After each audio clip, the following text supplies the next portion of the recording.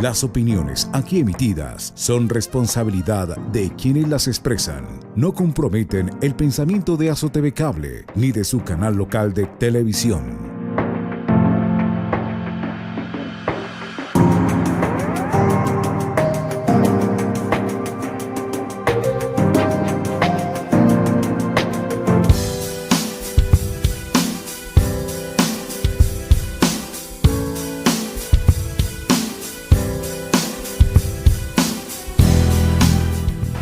Cordial saludo amigos de Satel, Samaniego Televisión, sean todos ustedes bienvenidos una vez más a este su programa Conversemos.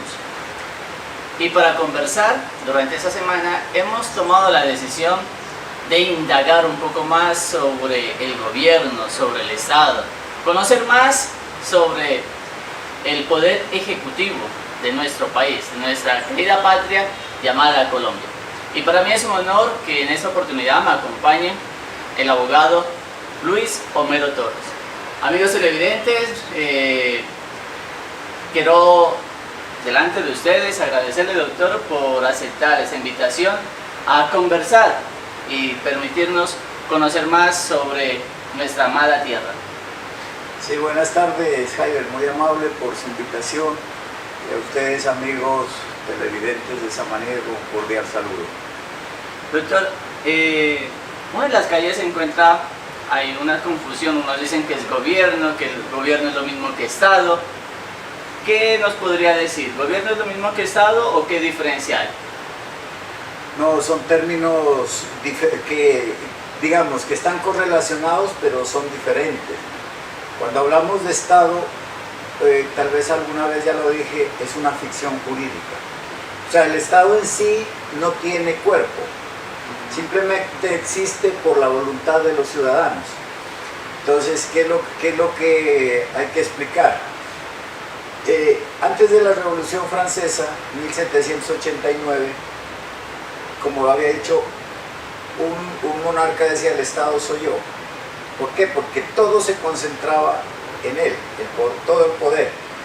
Era dueño de la vida y de la muerte. Pero con la Revolución Francesa entonces viene y se adopta lo que se llama el contrato social, que la gente conoce por el exponente, de los mejores exponentes, pues, del contrato social, se llama. ¿En qué consiste el contrato social? En que todos los ciudadanos de un territorio le enajenan, o sea, le entregan su libertad a ese ente jurídico que se denominó Estado. ¿Para qué? Para que él, a través de las personas que manejan, que se llama gobierno, es el que va a hacer que esa libertad que fue entregada al Estado, pues luego se convierta en bienestar. Y entonces nos dicen las constituciones, desde ese momento dice que el Estado está en la obligación de cuidarle la vida, los bienes y la honra de cada ciudadano. O sea, entonces de ahí que Estado es esa ficción jurídica a quien le entregamos nuestra libertad para que nos proteja. Pero gobierno ya viene a formar las personas. Por ejemplo, en Colombia, la Constitución dice que el gobierno está conformado por el presidente, por los ministros y por los directores administrativos. ¿Ya? Entonces, mire, aquí cuando hablamos de Estado, pues al Estado no podemos achacarle nada, ¿no es cierto? Porque es allá una cuestión en la nube. Nada. Pero cuando hablamos ya que hay responsabilidad, sí, la responsabilidad la asume el gobierno. ¿Y para que se forme un Estado, qué requisitos o parámetros tiene que haber? Entonces, eso, de acuerdo a la teoría desde ese momento de la Revolución Francesa y luego pues a través de la historia, cuando hablamos de que vamos a conformar un Estado, entonces tenemos unos requisitos, son tres, que es lo que normalmente, los tres son principales, porque requisitos, otros teorizantes dicen que hay más requisitos, pero son derivaciones de los tres. O sea, los tres son los principales. Entonces tenemos, para que haya Estado, primero una población, somos los habitantes, ¿cierto? Segundo, que hay un territorio, o sea, el espacio físico. Y el territorio también, de acuerdo a la Constitución, pues tiene no solamente el suelo, sino el subsuelo, el mar territorial, la parte del aire. Bueno, eso ya es una cuestión más compleja. Pero en sí es la población, el territorio, y que en esa población y ese territorio exista un gobierno. Entonces, esto es importante entenderlo, porque esta discusión se daba, por ejemplo, cuando las FARC estaban en Colombia operando, ¿no es cierto?, como movimiento revolucionario, porque hoy ya no es, las FARC desapareció como tal, ahí tiene un partido político, pero las mal llamadas disidencias, porque son mal llamadas, ya no tienen ideología, porque ellas escogieron un camino diferente, ¿ya? Entonces, ¿qué pasa? Porque la ideología de las fuerzas revolucionarias es derrocar al Estado, ¿cierto? Para implementar un sistema nuevo de gobierno. Y entonces las FARC aspiraban a montar un sistema, por ejemplo, como decir, el socialismo o el comunismo. Bueno, eso ya es la ideología que ellos tienen. Pero en este momento las FARC no tienen ideología. O sea, ese reducto, digámoslo así, de lo que se llamó FARC, hoy ya no, tiene otras, digamos, está por otro camino ya. Bueno, entonces, ¿qué pasaba en ese momento? Cuando tenía ideología, entonces mire, tenía población, que eran todos sus integrantes. Además tenía un territorio donde el ejército no podía entrar, ahí van dos, ¿cierto? Y adentro tenía una estructura de gobierno.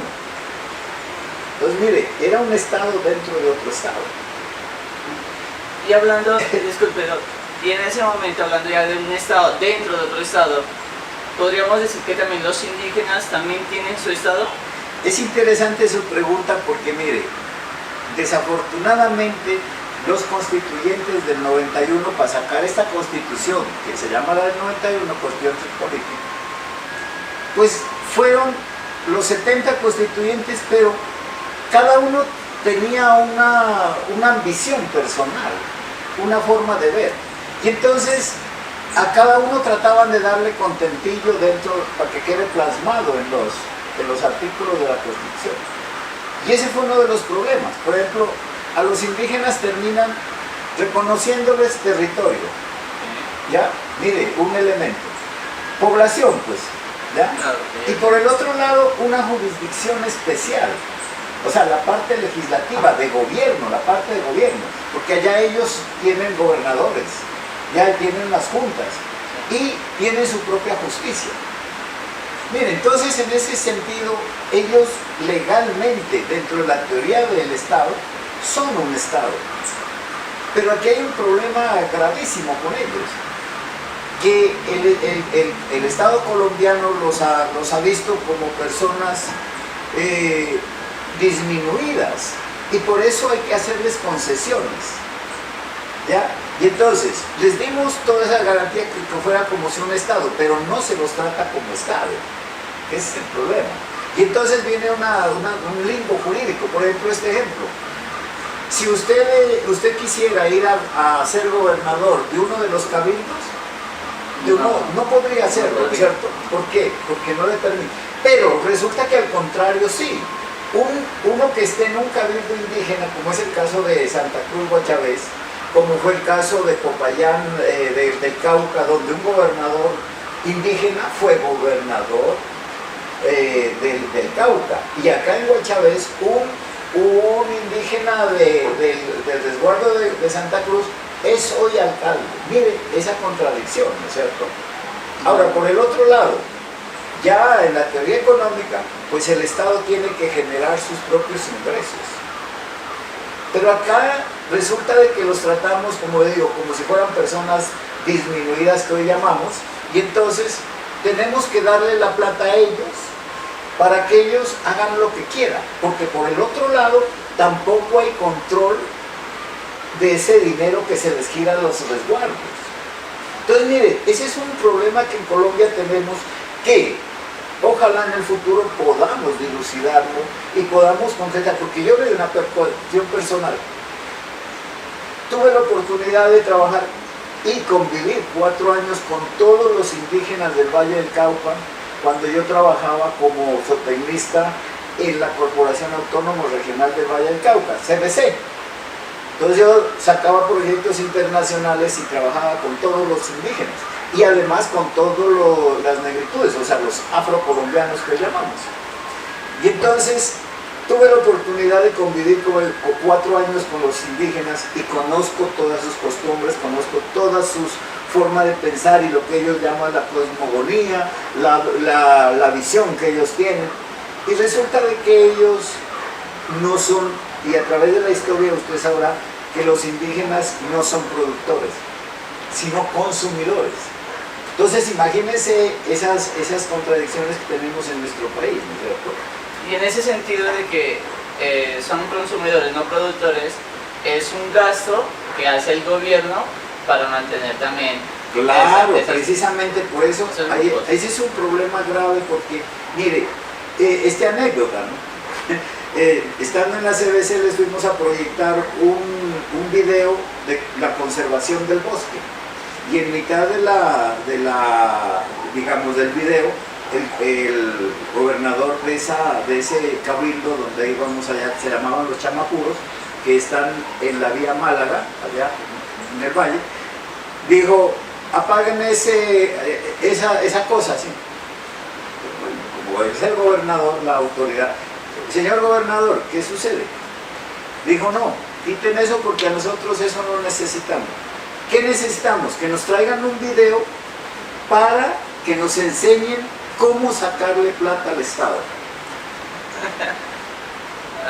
Y entonces encontrará usted por qué usted encuentra yendo aquí a Ipiales, en Huachucal, usted ve esa recta tan grande que hay llegando a Huachucal, ¿cierto? Cuando uno va de aquí a mano de izquierda, hay unas tierras planas, bonitas, que están inutilizadas. Eso era una hacienda ganadera. Los indígenas se la tomaron y el Estado se la compró para entregársela a ellos. Y ellos no las trabajan. Aquí en Colombia hay una cantidad de millones de hectáreas que están adjudicadas a los indígenas, a los resguardos. Y como ellos en su mayoría no son, todavía conservan que eran nómadas que vivían de la naturaleza, de la caza, de la pesca, y hoy de la pesca del Estado, ¿ya? De la plata que pescan en el Estado y todas las prebendas que tienen. Mire, es más, por ejemplo, para ir al caso concreto, Samaniego tiene 2 resguardos, ¿no es cierto? Uno de ellos prácticamente no son indígenas, son colonos o mestizos, bueno, ya tienen su personalidad jurídica. Y es más, de aquí de Samaniego hay mucha gente con carnet de indígena. La pregunta sería, ¿para qué hacen eso, no? ¿Por qué? Porque los indígenas tienen unas prebendas, por ejemplo, en salud, en educación. Entran a la universidad sin puntaje, sin problema. Y entonces aquí han aprovechado esa circunstancia para entrar a la universidad o para tener la parte de salud con mejores garantías que nosotros. Y por eso se hacen simplemente anotar. Mire, una forma de corrupción. Es que eso, voy. La corrupción en Colombia es tan grande que llega hasta esos puntos. Pues mire, yo he dicho la corrupción es el cáncer de la sociedad, no solamente de Colombia, sino del mundo entero. Mire, el indígena cuando lo que ellos llaman aculturizar, antes de que el colono llegaron de ellos tenían sus costumbres, todo, ¿no? Y determinado su gobierno, todo. Pero hoy, por ejemplo, yo le cuento el caso del Valle. Hoy usted encuentra ya, los indígenas no les gusta el trabajo como nosotros, porque ellos esperan que les den. Pero todo el día se llevan, como ya viven cerca a los ríos, entonces se llevan mirando novelas y fútbol en la televisión, ¿ya? Y entonces para ellos el trabajo no es importante. Yo tuve muchas dificultades porque yo les llevaba proyectos productivos y para con ellos trabajar los proyectos productivos era muy difícil ¿Por qué? Porque a ellos no les interesa trabajar, sino cosechar. De ahí que cuando aquí el gobernador de Nariño nombró como secretaria de Agricultura a una indígena, pues error tan craso, ¿verdad? Por eso el departamento no avanzó nada en el periodo de Raúl Delgado. Porque pues, ¿cómo le pedimos peras al olmo? ¿Cómo le pedimos que una indígena proyecte programas o proyectos productivos si ella no es productora? ¿Ya? Entrando al tema de Estado y Gobierno, hay un estimado de cuánta plata se gasta el gobierno para mantener todo su poder ejecutivo, porque serían las personas encargadas de lo que usted mismo decía, ¿no? Tener en cuenta el país. Muy interesante porque, mire, precisamente yo estoy escribiendo una propuesta precisamente para ver si en este momento de efervescencia y calor, como se dice, con lo del paro, y la gente, espero que haya tomado un poco de conciencia, se ilustre por qué estamos fregados en Colombia, cuáles son los problemas verdaderos que hay en Colombia que necesitan ser cambiados. Y uno de ellos es precisamente lo gigantesco que es la estructura ya del poder ejecutivo, que es una de las tres ramas del poder público. O sea, el Estado tiene un poder, ¿no es cierto?, que es el gobierno, y está dividido en poder ejecutivo u órgano ejecutivo, legislativo y judicial. O sea, tres, ¿no es cierto? La teoría dice que los tres son independientes, son autónomos y todo, pero ya vimos de que no es cierto. El ejecutivo es el que tiene acaparado todo. Y entonces, en ese sentido, de acuerdo a su pregunta, para responderle, mire, le digo, la parte del Poder Ejecutivo, donde está el presidente, sus ministros y todo su andamiaje para manejar esto, ellos, tengo un dato interesante que dice que en el 2021 que estamos, el presupuesto de este año es de 314 billones. A pesar de que estos 314 billones en la realidad no están. ¿Por qué? Porque este presupuesto está desbalanceado. Y por eso es que el gobierno no sabe qué hacer para poder llenar ese vacío que le falta, los billones que le faltan para dejarlo equilibrado. Y entonces por eso es que plantea reformas económicas, ¿ya? Entonces, pero de estos 314, ¿cómo quedó distribuido el presupuesto de este año? Mire, solamente para funcionamiento de las tres ramas, 185 billones. 185 billones. Ahora sí, aquí hay otro problema grave, que es la deuda externa. O sea, nosotros estamos endeudados hasta los cabellos que no tenemos, ¿ya? Mire, 75.9 billones. Y para la inversión, que es lo que realmente le interesa al pueblo, para que invierta y genere empleo, solucione necesidades básicas insatisfechas y le dé bienestar al pueblo, solamente tenemos 53.1 billones. Y referente a lo que estaba mencionando y teniendo en cuenta el decreto donde habla del presupuesto, digamos que los sueldos son demasiado altos. Ah, bueno, esa es una cuestión, por eso ya cuando hablamos de funcionamiento, precisamente lo que trato de hacerles ver es que el porcentaje más grande se va solamente en funcionamiento. ¿Por qué? Porque este es un estado burocrático. Entonces, aquí tengo, por ejemplo, unos datos interesantes que son para que la gente reflexione, ¿no es cierto? Por ejemplo, en este país hay tantos cargos, por ejemplo, ministros, tenemos, permítame, yo el dato, porque sí. Yo también lo tengo acá. ¿Usted tiene el dato allá de cuántos ministros son? Bueno, entonces, espérenme, ya. Ministerios son 18, imagínense, 18 ministerios. Consejos superiores de administración son 10. Departamentos administrativos son 6. Superintendencia, ¿qué? Unidades administrativas especiales sin personería jurídica son 8. Sectores administrativos 24. Embajadas 63. Consulados 79. Ahora sí, aquí ya llegamos al punto que usted quiere. Mire, por ejemplo, el presidente tiene un salario a 2020 estaba en 34.511.000, que hoy ya creo que sube a 38. Vicepresidente también tenía 23.497.000, 23 millones, y hoy ya llega más o menos a 25. Ahora la pregunta es esa, mire. Con esos salarios, más todos los gastos de representación, todo, bueno, los viajes, todo, eso se hace una millonada muy grande.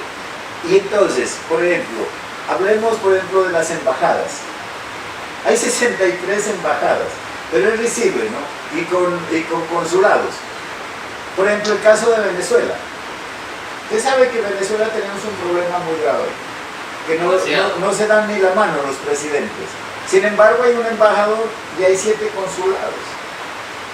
Entonces, ahora sí, vamos a ver cuánto se gana un embajador.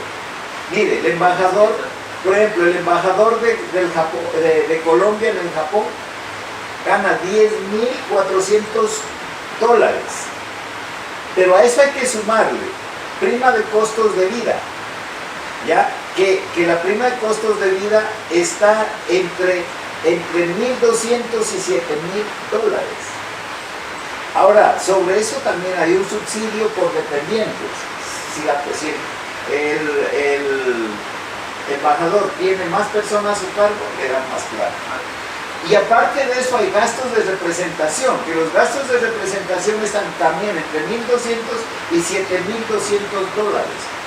Imagínense, esto es una cosa que usted no se imagina la cantidad. Por eso es que lo que les decía, mire, para gastarse del presupuesto los 185 billones con B de burro, ¿ya? Entonces, esto es una cosa, una grosería, ¿ya? Y referente a lo que está mencionando, amigos televidentes, los invito a que investiguen el decreto 304 del 2020. Ahí van a encontrar todos los valores estipulados del presupuesto que tienen ministros, los consulados, todo eso. Y aparte de eso, es que eso está por grado salarial. Claro, son por grados. Y entonces allá, mire, ese decreto es interesante, ahora que usted les pide que lo revisen, porque se van a dar cuenta todas las prebendas que tiene cada funcionario, porque este decreto es para el orden nacional, no es para el departamental ni el municipal. Ya, o sea, la parte del ejecutivo son lo que maneja el presidente. ¿No? Y entonces por eso se ponen primas, sobre sueldos. Mire, nomás quiero hacerlo resaltar. Si a mí hay un cargo que tiene perfil, ¿no es cierto? Y entonces dice, el perfil tiene que ser abogado especializado en derecho administrativo. Entonces, el que va con ese perfil, pues recibe el salario básico, ¿no es cierto? Por decir algo, 15 millones. Pero en este decreto aparece que si es especializado, tiene un posgrado, entonces aparte de eso todavía le dan otra prima, por Dios. Si el perfil necesita especialización o un posgrado más, o sea, maestría, doctorado, pues ¿por qué tienen que pagarle un sobresueldo por la prima por haber tenido un posgrado? Entonces mire, son las contradicciones que... Ese decreto, revísenlo por favor y se darán cuenta lo grave que está pasando en nuestro país, porque el presidente maneja todo eso. Y es que es horrible, porque para gastarse en funcionamiento 185 billones, ¿qué está significando? O sea, es urgente que lo revisemos y hagamos una propuesta para hacerlo más pequeño el gobierno, ¿cierto? Y ahí salen los billones para la parte social. No necesita, bien, no se necesita una reforma. No, aquí nadie necesita reformas. ¿Por qué? Porque si nosotros le decimos que si a mí me nombran en un alto cargo, como decir un embajador de Colombia en un país, es un honor, ¿cierto? Es un honor. Pero no tiene que ser objeto de enriquecimiento. ¿Ya? Estos señores terminan ganando más que el presidente. Y la norma dice que nadie podrá ganar más que el presidente, pero eso se la pasan por la mano ellos mismos. Y teniendo en cuenta que en los salarios de Sudamérica, Colombia es el tercer país con un sueldo mayor, ¿no? No, es que Colombia es un país desafortunado por el manejo irracional y sobre todo porque pues, todo el mundo trata de sacar tajada del Estado, porque la gente no le duele, no entiende que dice, saquémosle plata al gobierno. Por Dios, pero si el gobierno, el Estado y el gobierno se mantienen ¿de qué? De los impuestos de los ciudadanos. Y entonces nosotros como ciudadanos tenemos que ser veedores de nuestros propios impuestos. Y ahí está la clave en que no permitamos que sinvergüenzas como esta clase gobernante se enriquezcan a costillas del pueblo. Mire, por eso es que las luchas tienen que ser racionales, entendiendo por qué lucho. Porque desafortunadamente muchos personajes salen a luchar y hasta se hacen matar, pero no saben por qué. ¿Por qué? Porque hay gente que los conduce. De ahí que lo que dice la Biblia, el pastor lleva a sus ovejitas por donde él quiere. ¿Por qué? Porque las ovejitas son mansas y sumisas y van por donde va el pastor, ¿no? Acá también hay personajes que se la pican de líderes, que no son sino caudillos, como habíamos dicho, con ánimo solamente de sacar provecho, y conducen a la gente por caminos equivocados. Porque esto es lo que se debe hacer. Si yo soy líder, debo de explicarle al pueblo en dónde están los problemas, ¿ya? ¿Y qué es lo que debo atacar? Por eso es que yo les he venido planteando una constituyente, pero una constituyente con gente capaz, honesta y honrada. ¿Para qué? Para que diseñemos un Estado ideal, el Estado que soñamos todos, donde haya equidad. No igualdad, porque ya dije que igualdad no existe, pero sí equidad. Y entonces yo digo, por ejemplo, al presidente le damos honor de ser presidente, estar allá arriba en la palestra, allá arriba. Y que tengamos que pagar, no, paguémosle lo justo. Aquí un presidente con 10 millones de pesos, ¿quién no vive? Si los pobres vivimos con un salario o menos del salario mínimo. Y hay una pregunta que se escucha en las calles. ¿Es verdad que el presidente termina su periodo y ya queda jubilado? ¿Sí? Claro, él tiene ya su pensión vitalicia. ¿Ya? Y es más, si al vicepresidente le da la oportunidad de ser presidente, también sale con pensión vitalicia. Eso mismo hacen los magistrados.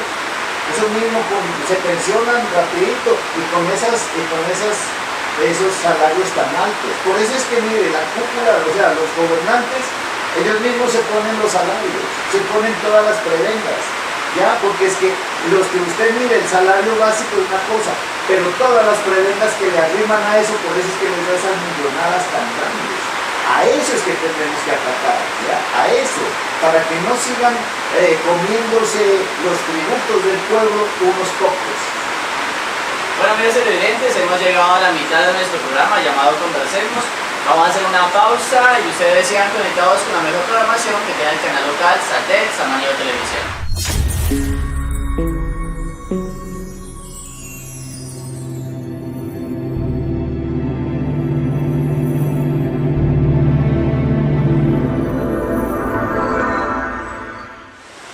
Amigos televidentes, gracias por seguir conectados con este programa llamado Conversemos.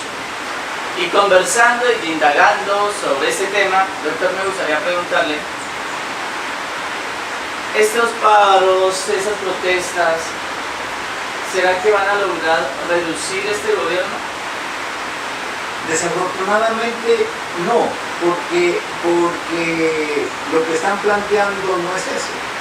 Por eso es que el problema es que los puntos que ellos están planteando no conducen a la reestructuración de un gobierno, ¿ya? ¿Por qué? Porque aquí lo que necesitamos realmente es, como decíamos, no cambiar de gobernante, porque con las mismas reglas que traemos, pues se sigue haciendo lo mismo, ¿no? Claro. Entonces necesitamos una forma diferente de gobierno. Y entonces ahí es donde tenemos que entrar a reestructurar ya todas estas entidades del Estado y necesariamente a disminuir el gasto. Porque es que mire, ¿cómo es posible? Por ejemplo, el caso del Congreso, ¿no? El caso del Congreso, en este momento tenemos 102 senadores que se eligen a nivel nacional, o sea, circunscripción nacional. Y tenemos, perdón, en este momento ya tenemos 108, ¿no? Porque recuerden que A las 20. no, es a la par, que hoy se llama el Partido Comunes, se les regaló 5 curules en el Senado y 5 en la Cámara de Representantes. Y entonces hoy tenemos 108 senadores, ¿ya? Y 172 representantes a la Cámara. Pues imagínense, eso nos da ya 280 que están devengando un salario tan alto. Ahora la pregunta es, ¿para qué necesitamos 2 cámaras? ¿No es cierto? ¿Para qué? Si hay una situación, si usted revisa la constitución política nuestra, las funciones que tiene tanto el Senado como la Cámara de Representantes son idénticas. Hacen las leyes las dos, por eso son debates en el Senado, debates en la Cámara. Y luego, mire lo que es, o sea, donde ha llegado el colmo en nuestro país, de que las 2 cámaras, o sea, el Senado y la Cámara de Representantes, no se ponen de acuerdo en un proyecto de ley y tienen que recurrir a una comisión de conciliación para que ellos sean los que terminan redactando el texto del proyecto. Y entonces, eso me demuestra que no vale la pena tener 2, ¿no es cierto? Y teniendo en cuenta que a veces se van es por partido, no por el interés de Nosotros ya lo habíamos comentado que aquí el problema es de que en este momento, pues con la Constitución del 91 se permitió que se crearan más partidos aparte de los 2 que había con ideología. Y además movimientos significativos que eran. Pero todo esto, este cúmulo de partidos y de movimientos no tienen ideología, solamente son empresas electorales. Y entonces, ellos cada uno van por su parte, a buscarlo, como se dice, lo suyo. Pero no están interesados en que el país salga adelante. Y por eso es que hacen todas estas locuras aquí de reformas, de leyes y todo, pero no tendientes a mejorar, sino a mejorarse como grupo. Entonces, ese es uno de los problemas que realmente se debe atacar, ¿no es cierto? Por ejemplo, que el paro sea, o sea, que no, porque para esto no necesitamos un paro, necesitamos es ya recurrir a la situación jurídica de que hacemos un plebiscito, un referendo, una constituyente, una consulta popular. Bueno, eso ya lo llevamos al caso específico, que cada uno lo que le corresponde. En este caso, si queremos hacer más de una reforma, como lo que estoy planteando es la constituyente, pero también lo podemos hacer por consulta popular, ¿no es cierto? Pero, ¿qué pasa? ¿Para qué? Para que precisamente vamos a disminuir ese elefante blanco que es el Congreso, ¿no es cierto? Mire, en primer lugar no necesitamos 2 cámaras. Se estudia a nivel mundial, los países ya que han avanzado mejor en los pequeños son los que tienen una sola cámara y con menos personajes. Porque entre más personajes lo que hacen es enredar las cosas. Referente a eso y para darle una ilustración a las personas que nos miran por el canal local, SATEC, Samayoa Televisión, ¿cuántas personas, cuántos representantes del departamento de Nariño están actualmente? O sea, tenemos, la verdad no tengo el dato exacto porque la verdad a mí me parece eso tan desastroso, pero sí le puedo decir, por ejemplo, representante está Lilian Benavides, representante está Gilberto Betancourt, no sé, más de los que yo conozco esto, Y senadores, pues está Miriam Paredes, pues el que murió, que paz descanse, el doctor Eduardo Enríquez Maya. Ahora pues no conozco quién es el que lo reemplaza como senador. También está el representante, ¿cómo se llama? Es una hermana del que fue senador, que fue secretario del Congreso también. Creo que hay cuatro o cinco representantes a la Cámara, ¿no? Y senadores, dos senadores. En pocas palabras, así como mucha de la gente que nos está mirando, a veces ni conocemos bien quiénes son los que nos representan, pero aún ellos son los que van a venir acá a ayudar a los municipios, porque muchas veces solamente se los mira cada 4 años. No, y es que desafortunadamente, por ejemplo, el caso de Samaniego, ¿no? Aquí vienen cada 4 años personas que no le aportan un peso al municipio. Pues uno a los que le han aportado Samaniego, pues les agradece y de pronto con ellos ha podido conversar, ¿no? Para agradecer. Pero hay personas que no, aquí, como esto es la cuestión, como digo, es una empresa electoral, entonces ellos vienen y reparten una plata o reparten puestos y con eso la gente aquí comienza a trabajar para sacar los votos, ¿no? Pero una vez que sacan ya no se los doy más. Aquí las personas que pues, realmente han hecho algún trabajo por Samaniego ya son conocidos de la comunidad, ¿no? No vale la pena uno decir quiénes son. Claro. Entonces, teniendo en cuenta que ellos tienen unos sueldos bien altos y la constituyente que se está planteando me haría, teniendo en cuenta que ya no es necesario 2 cámaras, sino que sean pocas personas. Claro, porque es que los representantes y senadores están con unos salarios parecidos a los del presidente. Y entonces, pues digo, pero además las prebendas que ellos tienen son muy grandes. Y por el otro lado, pues esto es lo que ha contribuido a la corrupción, porque como son empresas electorales que invierten una millonada tan grande y luego tienen que sacar la inversión, recuperar la inversión, y la pregunta es de dónde la van a recuperar, ¿no es cierto? Entonces no es otra cosa sino el presupuesto de la nación. Claro, porque ellos, por ejemplo, ellos tienen que recuperar de alguna manera. Entonces, por eso es que la contratación administrativa en el país ha sufrido tantas modificaciones tendiendo a cortar la corrupción. Pero sin embargo no se ha logrado. No se ha logrado, porque ese es el problema grave que existe aquí en Colombia, ¿no es cierto? Que la corrupción permeó toda la sociedad y entonces hasta la gente cree que eso es legal, que un alcalde, un gobernador, un congresista lleve parte o lleve un porcentaje de las inversiones que se hacen en los proyectos de todos los niveles, local, departamental o nacional, ¿no? Ese 10% que se menciona en las calles, eso no es legal. No, lógicamente no es legal, esa es corrupción. Y ahora usted ya no habla del 10%, porque eso es histórico. Ahora la gente ya un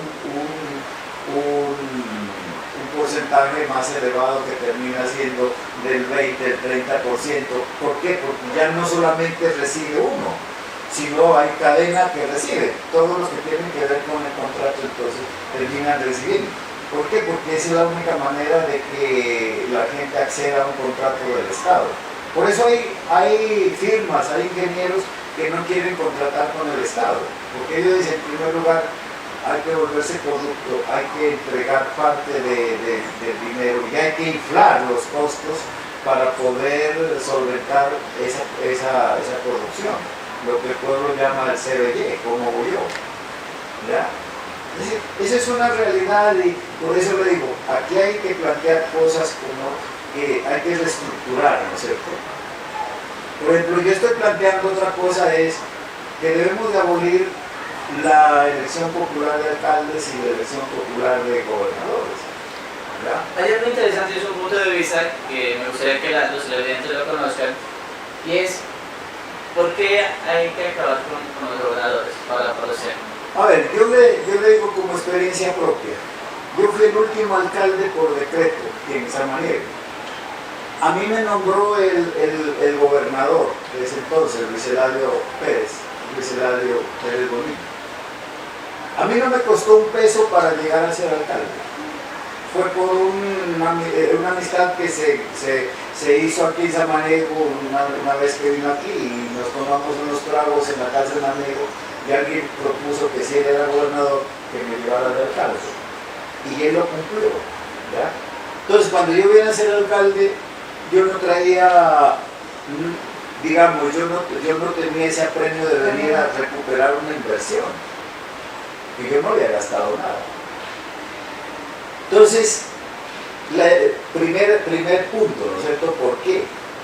Porque como se convierte ahora en una empresa electoral, entonces invierte 5.000 y hay que sacar 5.000. Pues mire, y como los salarios no alcanzan a recuperar ni el 20% de la inversión legalmente. Entonces, ¿qué recurren? A la contratación pública, ¿cierto? Por el otro lado, para ser elegido tiene que hacer compromisos con todo el mundo. Yo no tenía sino el compromiso con el gobernador y con la persona que me puso en contacto con el gobernador, ¿sí? Entonces yo tenía libertad de actuar. Hoy no. Cada votante es dueño de la alcaldía. Y todos van a pedir, ¿ya? Porque la gente no está pidiendo para el colectivo, sino personal.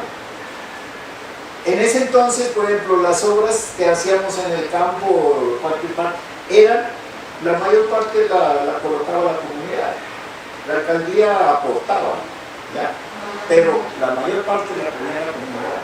Hoy no, hoy es al contrario. Todo el mundo pide contratos. Entonces, mire, esa es una cuestión. ¿Por qué se disparó la corrupción en Colombia? Precisamente por eso, ¿cierto? Ahora, hay grupos ilegales que los apoyan a los candidatos para llegar a ser gobernanza, alcalde o gobernador. Y después ellos tienen que sacar, pues, la inversión. Yo digo, porque es que yo esto lo veo en términos de inversión, ¿no es cierto? Y entonces, mira, aquí en Samaniego, la gente conoce casos. Alcaldes que se han hecho apoyar de ciertos grupos y luego tienen que entregarles el hospital, tienen que entregarles contratos para que de ahí ellos saquen la inversión. Y eso es lo que nos tiene fregados, ¿ya? Entonces, las componendas que se hacen entre las coaliciones, que llaman, que son componendas electorales, entonces, te apoyo, vas a la alcaldía, pero a mí me das tal cosa. Eso no ocurría antes, ¿no es cierto? Ahora, ¿a qué nos lleva eso? A un detrimento. ¿Por qué? Porque el municipio, el departamento, el país no avanza. Por el contrario, va para el proceso. Mire, lo que estamos viendo hoy, ese inconformismo generalizado de la sociedad, causante es en gran parte, la elección popular de alcaldes y gobernadores. ¿Por qué? Porque ellos no le han dado solución a los problemas locales y regionales, aunados al alto costo que ya vimos que se gastan allá en la nacional. Entonces, ese es mi punto de vista. ¿Por qué? ¿No es cierto? Ahora, ¿qué planteo yo? Mire, sencillo, volvamos a lo de antes, pero ya no que nombradero, sino que hagamos concursos de méritos para ser alcalde, para ser gobernador. ¿Para qué? Pero con veedurías internacionales, donde haya seriedad, porque en este momento en Colombia la alta corrupción permeó todo, y entonces los concursos se venden. Y entonces el que más plata le ponen precio al examen, a los que van a hacer el concurso, y termina. Mire, para nadie es desconocido, una personería, una contraloría municipal, tienen precio. ¿Y quiénes lo venden? Los que tienen el poder de nominar, ¿cierto? Los que hacen el concurso. Ese punto de vista para usted significaría motivar, incentivar a las personas que estudian, a las personas que se preparan. Más preparado, pues más es que voy a decir una cosa. hemos dicho, la columna vertebral del país, de cualquier país, es la educación. Una educación de calidad. Entonces, ¿qué pasa? Si vamos a un cargo como la alcaldía, como el alcalde, como el gobernador, como el presidente, y bueno, y todos los cargos más grandes o de mayor responsabilidad, porque no es que esté allá arriba, sino de mayor responsabilidad. Entonces, pues lógicamente tiene que ir la persona más capacitada. Yo les he puesto este ejemplo a mucha gente que me pregunta sobre el tema. Mire, yo le digo, hoy tenemos el baloto, ¿no es cierto? Y usted mañana se gana el baloto con 1.000 millones de pesos. Y ahora si usted dice, quiero montar una empresa, ¿cierto? Por 1.000 millones. Y entonces, ¿usted qué haría?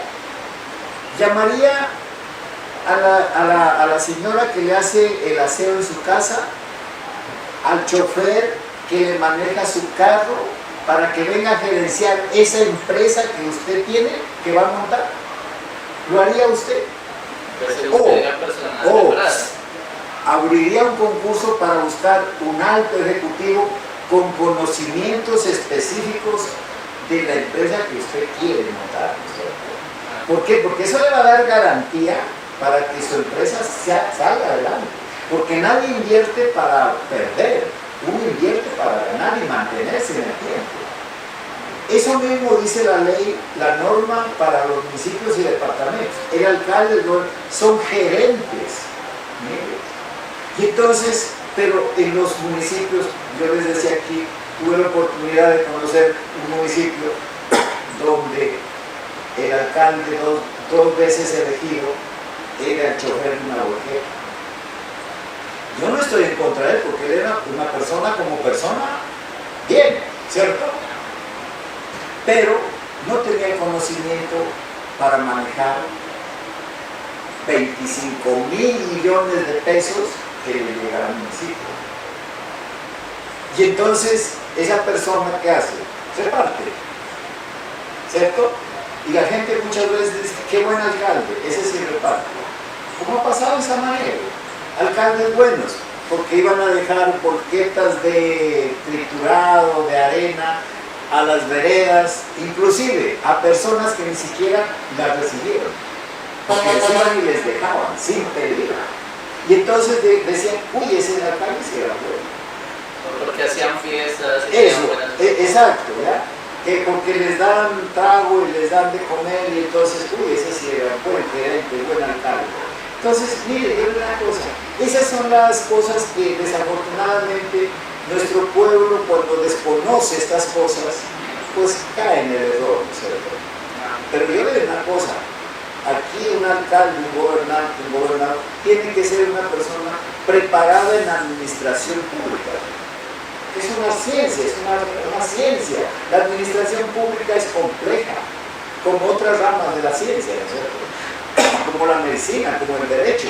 Son cosas, son ciencias que uno tiene que estar metido allá de cabeza para medio entender las cosas. Entonces, ¿cómo le pide peras al olmo? ¿Cómo le pido que una persona conduzca bien la administración de un municipio, de departamento o de una nación si no tiene el conocimiento suficiente? Mire, yo tuve la experiencia viva cuando vivía en Cali.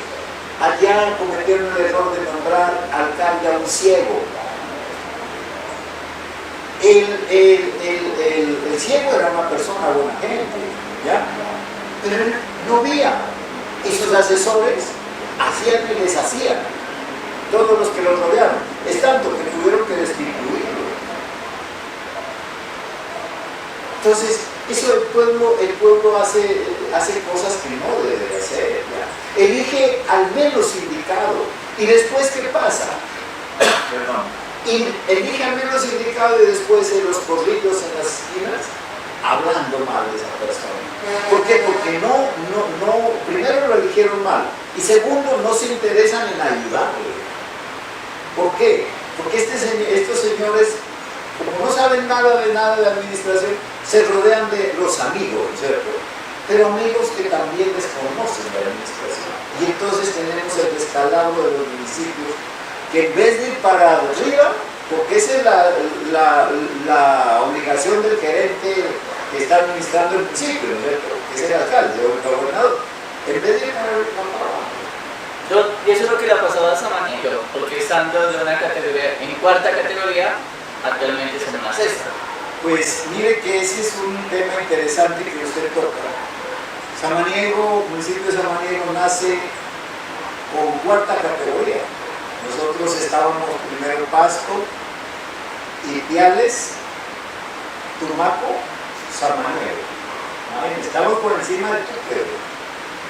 Pero llegaron alcaldes con un criterio errado, y entonces dijeron, es que para cuarta categoría hay que pagar unos salarios altos a los funcionarios.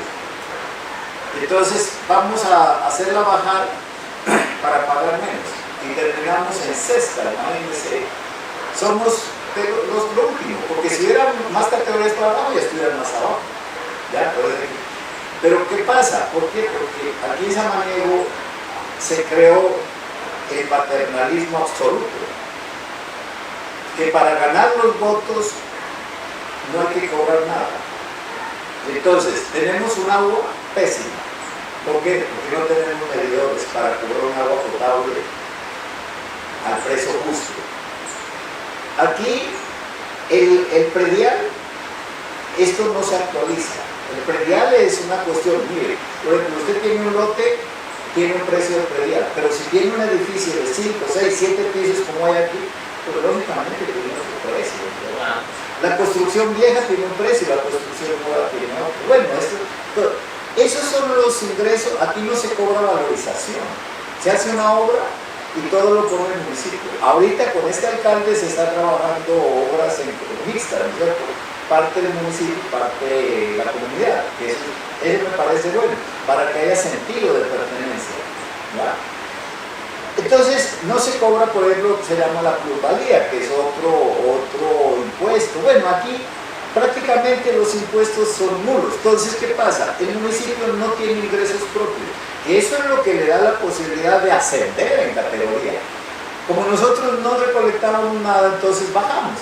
Y con eso ahora sí, tenemos ¿qué consecuencias trae esto? Es la pregunta, ¿no? Mire, tenemos en la administración municipal, tenemos una cantidad de empleados que realmente pues no llenan los requisitos para desempeñar las funciones a cabalidad. ¿Por qué?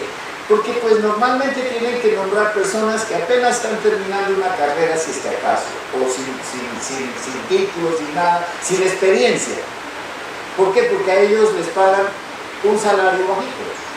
Porque si nosotros tuviéramos la categoría cuarta con que nacimos, tendríamos un salario digno y cualquier profesional con posgrado y con experiencia podría venir a trabajar aquí.